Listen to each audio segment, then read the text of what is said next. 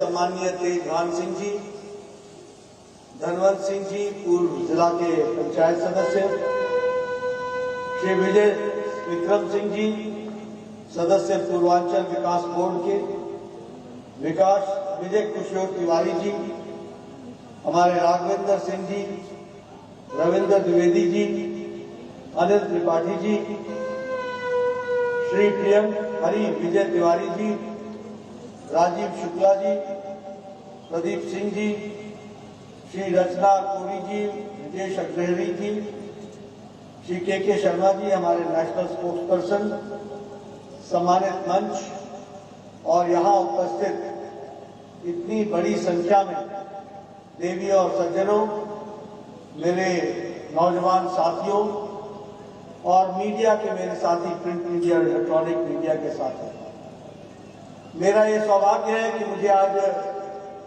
इस पवित्र और ऐतिहासिक धरती पर आने का सौभाग्य मिला है, जो प्रसिद्ध लोधी बाबा धाम के नाम से जाना जाता है। ऐसे पवित्र धरती को मैं नमन करता हूं। मुझे यह भी इल्म है कि यह पवित्र धरती मां दुर्गा भवानी के दिव्य मंदिर से सज्जित है। मैं उसे भी नमन करता हूं और हम सब जानते हैं कि भाले सुल्तान शहीद का स्मारक भी यही मुसाफिरखाना में है, जिन्होंने अंग्रेजों के साथ क्रांति में 1857 में एक बहुत जबरदस्त लड़ाई लड़ी। ऐसे वीर सपूतों की धरती को मैं नमन करता हूं और उनसे आशीर्वाद लेता हूं। मित्रों, यह चुनाव की बेला है और चुनाव में हर एक कोई अपना अपना रिपोर्ट कार्ड लेकर के लोगों से चर्चा करता है और हमेशा कहता है कि मैं ये करूंगा, मैं ये करूंगा, मैं ये करूंगा। मैं सभी लोगों को एक बात कहता हूं कि पार्टी को इस आधार पर मत तय करो कि क्या पार्टी कल को करेगी। अपने मत का अधिकार को करने के पहले इस बात को सोचो कि किस पार्टी ने पीछे क्या किया है, वही तय करेगी कि वो पार्टी आगे क्या करेगी। और मैं कह सकता हूं कि यह भारतीय जनता पार्टी है जिसके नेता अपना रिपोर्ट कार्ड लेकर के आते हैं, तो ये दम और ये ताकत किसी और पार्टी को नहीं है। ये किसी को है तो भारतीय जनता पार्टी, किसी और को नहीं।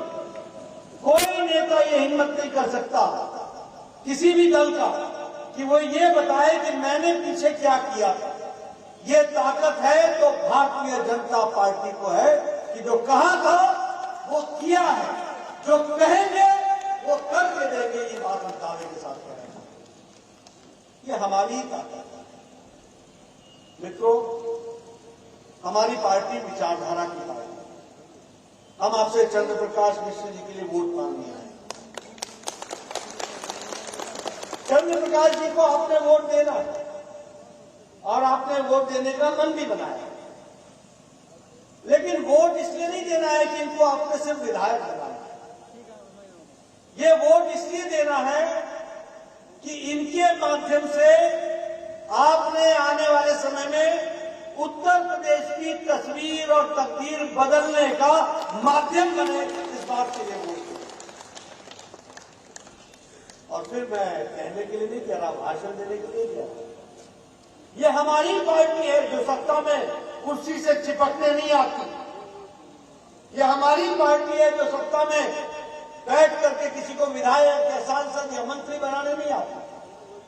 ये हमारी पार्टी है जो सत्ता के माध्यम से देश और प्रदेश को उसकी तस्वीर और तकदीर और विचार के आधार पर बदलने आती है। इस बात को भी हमको ध्यान रखना। आप याद कीजिए, सारी पार्टियां धारा 370 के खिलाफ थी कि नहीं थी, बताइए। सारी पार्टियां थी कि नहीं थी? यानी देश की एकता और अखंडता के लिए लिए कौन लड़ रहा था?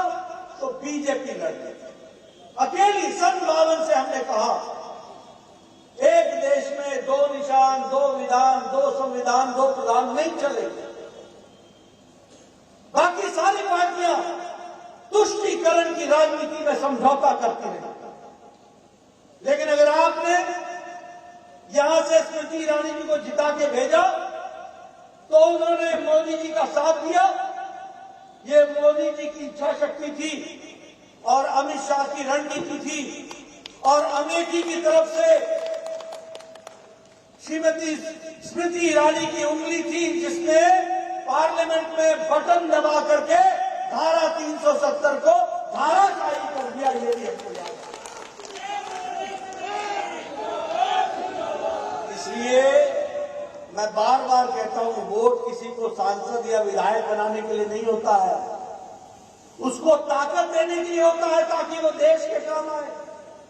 आज धारा 370 जाने के बाद जम्मू कश्मीर भारत का अभिन्न अंग बन गया है और अमेठी वालों तुम भी पीछे नहीं रहे, तुम्हारा भी उसमें योगदान है। इस बात को हमको धन्यवाद देना।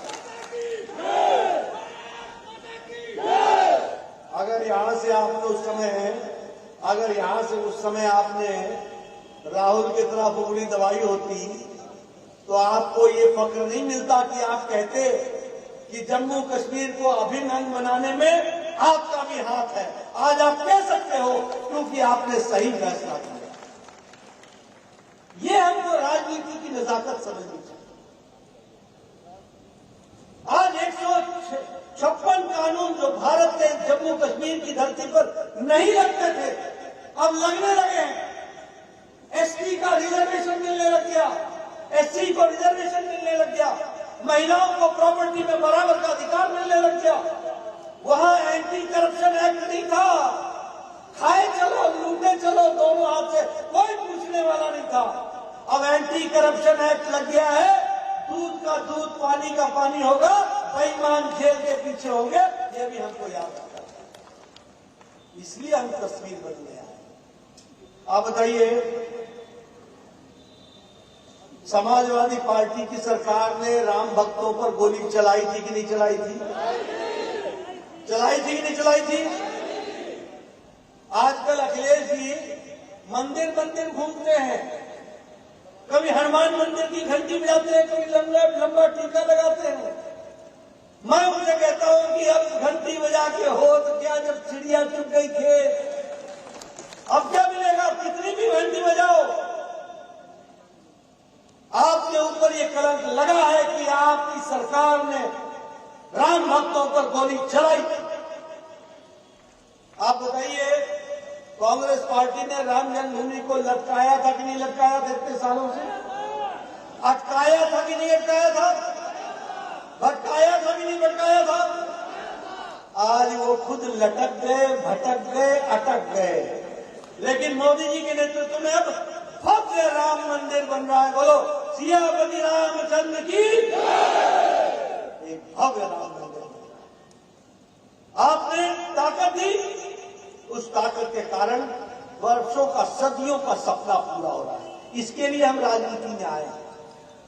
आप बताइए, सुप्रीम कोर्ट ने कहा कि 13वीं शताब्दी का ये काला तंश वाला कानून जो मुस्लिम महिलाओं को 3 तलाक के दायरे में दमन करता है, यह कानून समाप्त होना चाहिए। किसने कहा? Supreme court. किसी नेता में दम नहीं था, किसी नेता की रीढ़ की हड्डी में दम नहीं था कि ये 3 कानून हटा सके, ये ट्रिपल तलाक हटा सके, ये 3 तलाक हटा सके। सब तुष्टीकरण की राजनीति में लगे थे। हमारा मुस्लिम भाई क्या बोलेगा, हमारा ये भाई क्या बोलेगा, हमारा वो भाई क्या बोलेगा। संविधान के रक्षक भक्षक बन करके खड़े थे। मोदी जी ने इच्छा शक्ति दिखाई और फिर स्मृति ईरानी जी ने, जिनको आपने ताकत दी थी, यहां से राहुल को बाहर भेजा था और आपने ताकत दी थी, उन्होंने फिर अपनी उंगली से दबा करके 3 तलाक के दंश से मुस्लिम महिलाओं को आजाद कर दिया। ये भी हमको ध्यान में रखना चाहिए।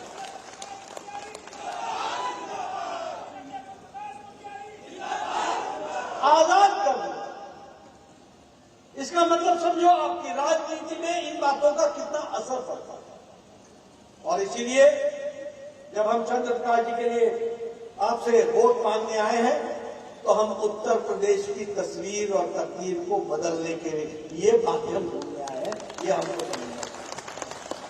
मित्रों, हमारा रास्ता है विकास का, और विकास यानी अमेठी का विकास हो, सुल्तानपुर का विकास हो, गोरियागंज का विकास हो, अमेठी का विकास हो, ये हमारे विकास का नारा है। उनका नारा क्या है? विकासवाद। किसका विकास हो? परिवार का विकास। मेरा भैया, मेरा चाचा, मेरा ताया, मेरा। एक समय में समाजवादी पार्टी के परिवार के 50 लोग थे जो या तो एमएलए थे या एमपी थे या जिला परिषद के सदस्य थे या ब्लॉक के सदस्य थे, सारे मैं और मेरा परिवार। मित्रों, ये परिवारवाद देश के लिए और क्षेत्रवाद देश के लिए बहुत बड़ा घातक साबित हुआ है। आज कोई राष्ट्रीय पार्टी नहीं रह गई भारतीय जनता पार्टी को छोड़कर। आइए आपको मैं थोड़ी देर के लिए भारत भ्रमण करा देता हूं। जम्मू कश्मीर पीडीपी और नेशनल कॉन्फ्रेंस दोनों परिवार की पार्टियां हैं। एक मुफ्ती मोहम्मद की है और एक शेख अब्दुल्ला फरूक अब्दुल्ला। आप नीचे आओ, लोकदल चौटाला परिवार। आप यहां आओ, समाजवादी पार्टी परिवार की पार्टी। आप ममता के अगर यहां वेस्ट बंगाल चले जाओ, परिवार की पार्टी। आप बिहार चले जाओ, आरजेडी परिवार की पार्टी। आप साउथ में चले जाओ, टीएसआर, टीडीपी, वाईएसआर, तीनों परिवार की पार्टी। आप दक्षिण में चले जाओ, तमिलनाडु डीएमके परिवार की पार्टी। आप पश्चिम में चले जाओ, महाराष्ट्र में एनसीपी शिवसेना परिवार की पार्टी। ये सारी पार्टियां क्षेत्र और परिवार की पार्टियां। और मुझे तो दुख के साथ कहना पड़ता है कि इंडियन नेशनल कांग्रेस न तो ये भारतीय न ये इंडियन रह गई, इसमें भारतीय रहा ही कुछ नहीं, न ये राष्ट्रीय रह गई, ये अब क्षेत्रीय हो गया, और न ही ये कोई अखिल भारतीय दल है। अब ये भी भाई बहन की पार्टी हो गई, बाकी सब डफली बजाओ जिसको बजाना है। इसलिए ये भारतीय जनता पार्टी है जो गरीब, वंचित, पीड़ित, शोषित, समाज के अंतिम पायदान पर खड़ा व्यक्ति जो पिछड़ा है, उसको मुख्य धारा में लाने का काम कर रही है, तो वो भारतीय जनता पार्टी है।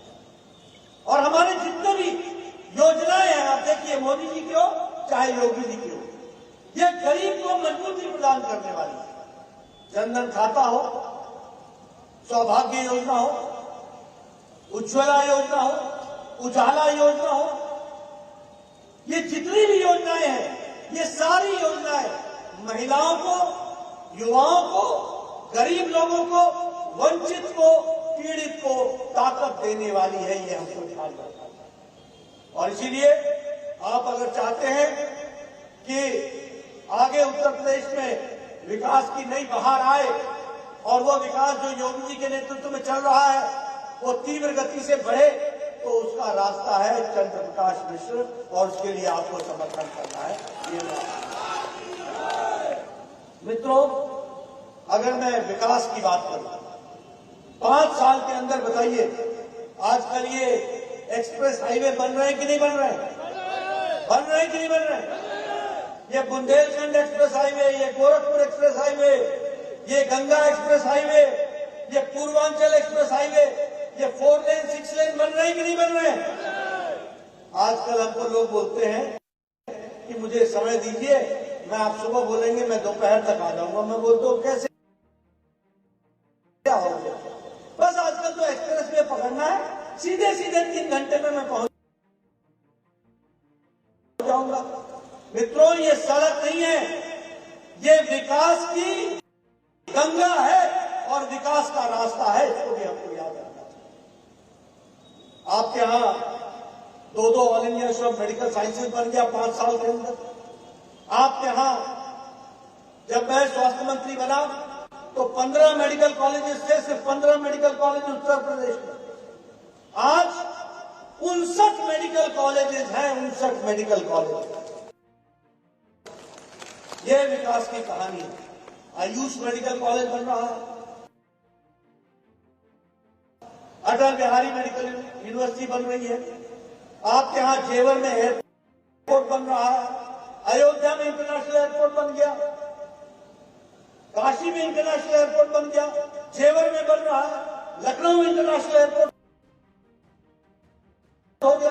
ये एयरपोर्ट नहीं है, ये विकास के माध्यम है, विकास के रास्ते हैं, ये हमको समझना होगा, ये हमको ध्यान रखना होगा। और मुझे बताया गया है कि यहां पर भी एक प्रयास हुआ है लोकल वर्क्स का, उनको आगे बढ़ाना है, चाहे स्कूल हो, चाहे सड़क हो, चाहे स्वास्थ्य संस्थान हो, चाहे वो मार्केट एरिया हो, हर एरिया को डेवलप करने का काम जो किया है वह भारतीय जनता पार्टी की योगी जी की सरकार ने किया है। यह मैं आपके सामने रखना भी चाहता हूं और आपको बताना चाहता हूं।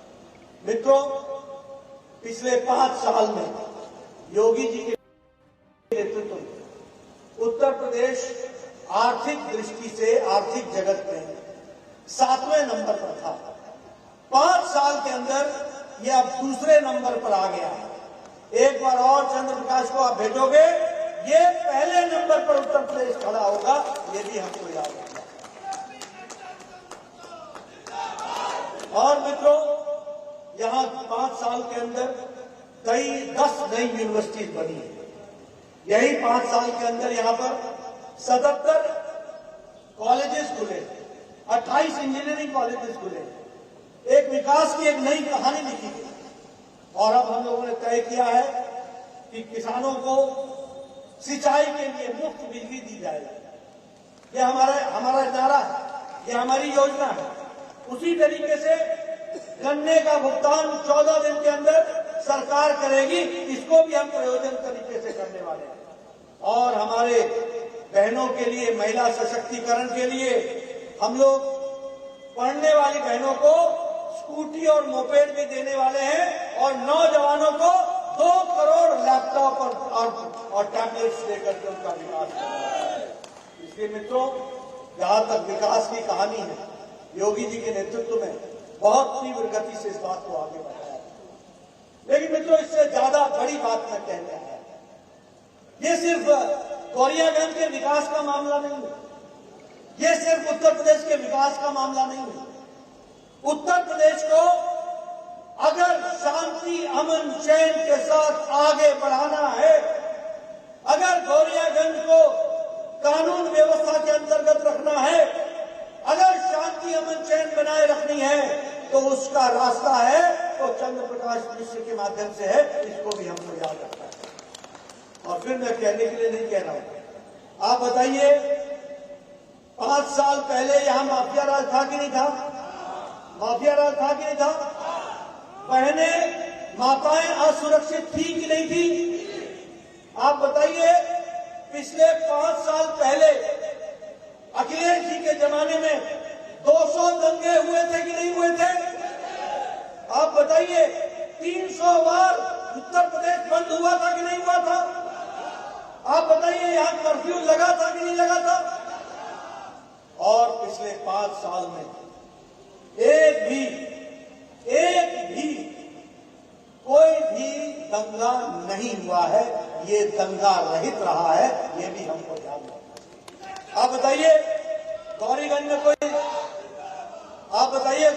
कोई दंगा हुआ 5 साल में? आप बताइए, यहां पर कोई बंद हुआ? आप बताइए, यहां कोई किसी तरीके का कोई झगड़ा या किसी तरीके का हुआ दंगे की तरीके का? योगी जी के राज में एक भी दंगा नहीं, और अखिलेश जी के राज में 200 दंगे।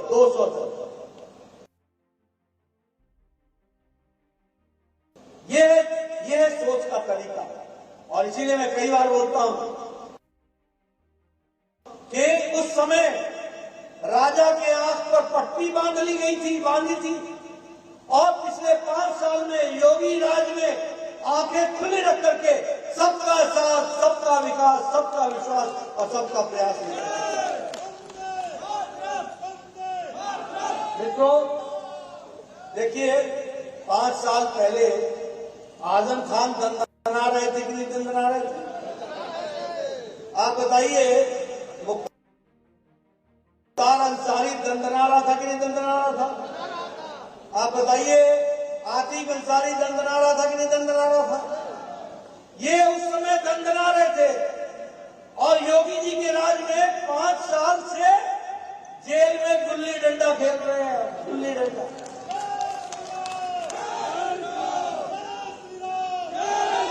कानून वही है, कानून वही है, राजा बदल गया।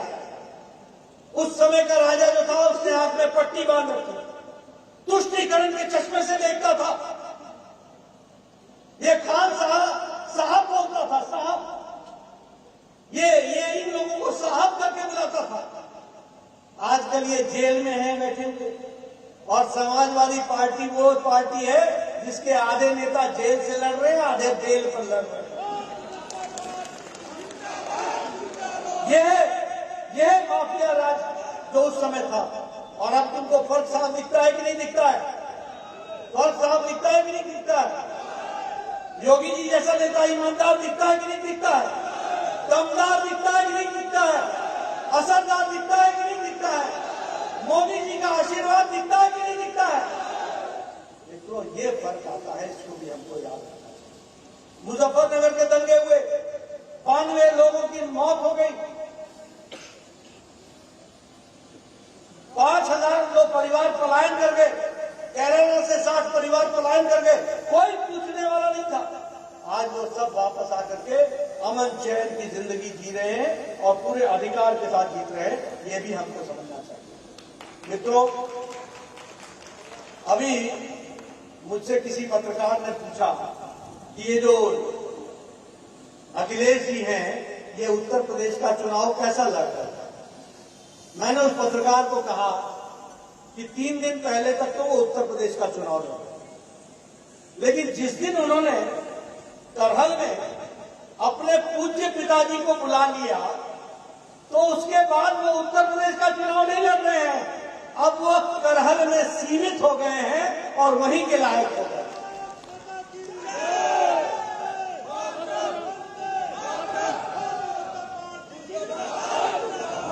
देखो मित्रों, राजनीति में नेता के एक एक्शन से पता चल जाता है कि राजनीति की गवार क्या है, राजनीति की हवा क्या है।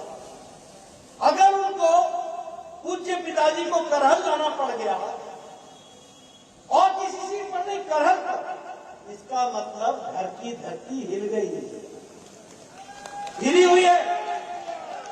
और ये हिले हुए लोग अब उत्तर प्रदेश का चुनाव कहां लड़ेंगे? अब तो ये करहल का चुनाव लड़ेंगे। ये भी हमको समझना चाहिए।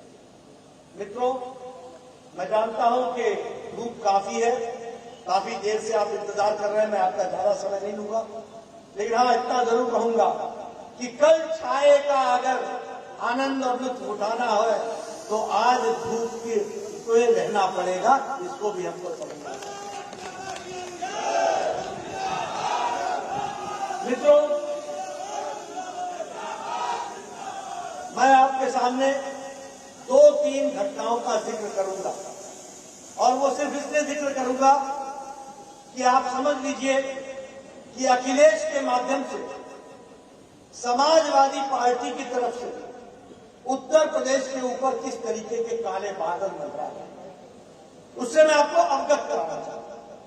और किस तरह की समाजवादी पार्टी की सोच है, नीयत है, नेता की नीयत है, वो अभी आपको बताना चाहता हूं। मैं चाहूंगा मेरे पत्रकार भाई मेरी बातों को सुने और नोट करें। और अखिलेश जी जब आपके गोरीगंज के धरती पर आते हैं तो उनसे मेरी तरफ से सवाल पूछो।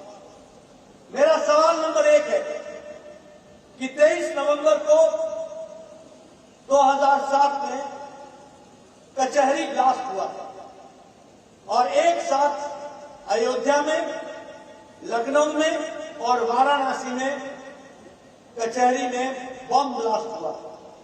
इस बम ब्लास्ट में 15 लोग मारे गए।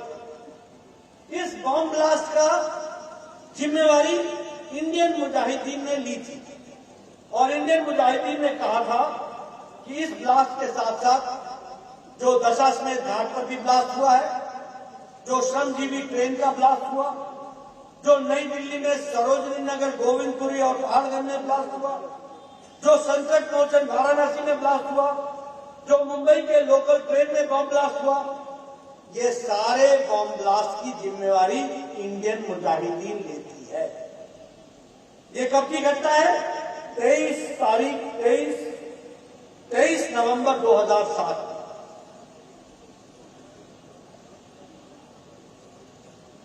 इस सारे कार्यक्रम, इस सारे एपिसोड में 11 जुलाई को एसटीएफ, यूपी की एसटीएफ स्पेशल टास्क फोर्स ने हाकिम तारिक कासमी और खालिद मुजाहिद, जो जौनपुर का रहने वाला था, और तारिक कासिम जो था वो आजमगढ़ का रहने वाला था, दोनों को पकड़ा।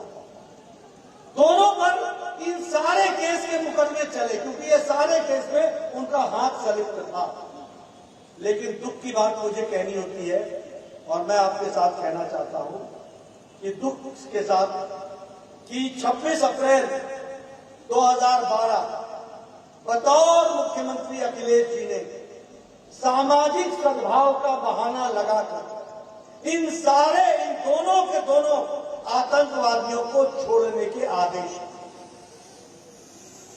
समझ लो समाजवादी पार्टी के नेता का हाल। आतंकवादियों के लिए जो नौ बम ब्लास्ट में जिनके हाथ रंगे हुए थे, सने हुए थे, उनको छोड़ने के लिए 23 अप्रैल 2012 को बतौर मुख्यमंत्री आदेश दिया कि तुम इन केस को वापस लो। इलाहाबाद हाईकोर्ट ने कहा मुख्यमंत्री को यह अधिकार नहीं है कि ये केस वापस होंगे, केस चलेगा। केस चला। इसी दौरान एक और घटना घटी, गोरखपुर गोलघर बम ब्लास्ट, उसमें भी 5 आदमी मारे गए, उसमें भी तारिक कासिम का नाम आया। इन सब पर मुकदमा चला और आज तारिक कासमी को 4 जिंदगियों तक आजीवन कारावास की सजा सुनाई गई, 4 दिन। लेकिन मित्रों इनको बचाया किसने? इनको छूट किसने दी? अखिलेश ने बतौर मुख्यमंत्री। क्या आप ऐसे मुख्यमंत्री को मुख्यमंत्री बनाने उसके लिए काम करोगे? क्या ऐसे लोगों को मुख्यमंत्री बनना चाहिए उत्तर प्रदेश का? क्या मैं पीछे से सुनना चाहता हूं, ऐसे लोगों को बनना चाहिए क्या, जो आपके रक्षक भक्षक बन जाए? और इतना ही नहीं है, 31 दिसंबर और 1 जनवरी 2007 और 2008 की रात को रामपुर के सीआरपीएफ के कैंप पर AK-56 से आतंकवादियों ने हमला किया। रामपुर उत्तर प्रदेश का, आपका रामपुर अटैक किया।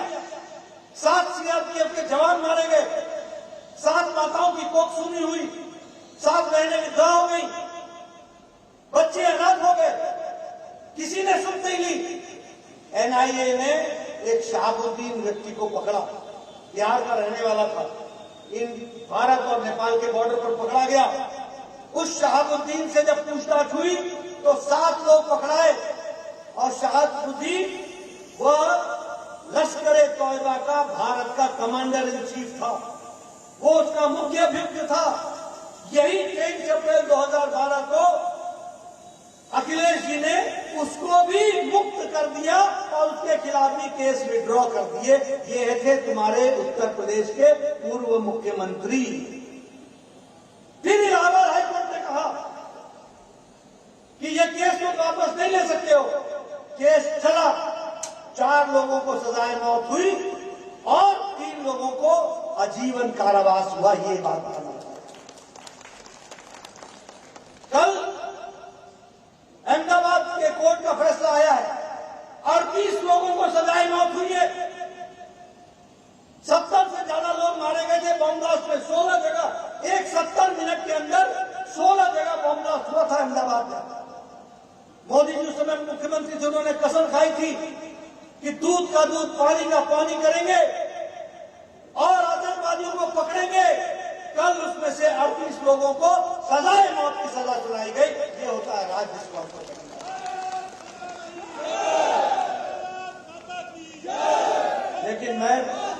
लेकिन मैं पूछना चाहता हूं अखिलेश जी, जब ये 13 अप्रैल 2012 को आपने इन कुख्यात आतंकवादियों को छोड़ने का फैसला लिया, उस समय आपने भारत के संविधान की शपथ ली हुई थी और शपथ कहता था कि मैं ईश्वर की शपथ लेता हूं कि मैं संविधान को की रक्षा करूंगा, संविधान को अक्षुण्ण रखूंगा। आपने क्या निभाया? आपने शपथ ली थी कि मैं ईश्वर की शपथ लेता हूं कि मैं आतंकवादियों की रक्षा करूंगा, आतंकवादियों को अक्षुण्ण रखूंगा, उनको बचाऊंगा, उनको संभालूंगा। उत्तर प्रदेश जाए जहां जाना है, मुसीबत आए जितनी आनी है, हमने तो आतंकवादियों का साथ देना है। यही नहीं किया उन्होंने? क्या यही किया कि नहीं किया? मैं मीडिया वालों से चाहूंगा, मेरे यारो अखिलेश जी से पूछो। मैं हवाई की बात नहीं करता हूं, मैं तथ्यों के आधार पर बात करने आया। क्या आप उत्तर प्रदेश को ऐसे काले बादल जो मंडरा रहे उनको उनके साथ देंगे? आप क्या ऐसे लोग का साथ देंगे? इसलिए मैं आपसे कहना चाहता हूं, ये चंद्र प्रकाश का चुनाव नहीं है, ये चंद्र प्रकाश के माध्यम से उत्तर प्रदेश के विकास का, गौरीगंज के विकास का चुनाव है, शांति अमन चैन का चुनाव है। और ये मेरे छोटे भाई हैं, इनको पूरी मदद मिलनी चाहिए, मिलेगी। चुनाव है जो उत्तर प्रदेश में खुशहाली दिखाने वाला चुनाव है। ये ऐसा चुनाव है जो नौजवानों को सशक्तिकरण देने वाला चुनाव है। ये ऐसा चुनाव है जो महिला शक्ति को सशक्तिकरण करने वाला चुनाव है। ये ऐसा चुनाव है जो उत्तर प्रदेश को देश में सबसे आगे खड़ा करने वाला चुनाव है। और इसके लिए चंद्र प्रकाश जी को लाना जरूरी है और इसको हमको पूरा करना, ये हमारे को करना है। आपने मेरी बात सुनी, आपका बहुत बहुत धन्यवाद। जय भारत, जय।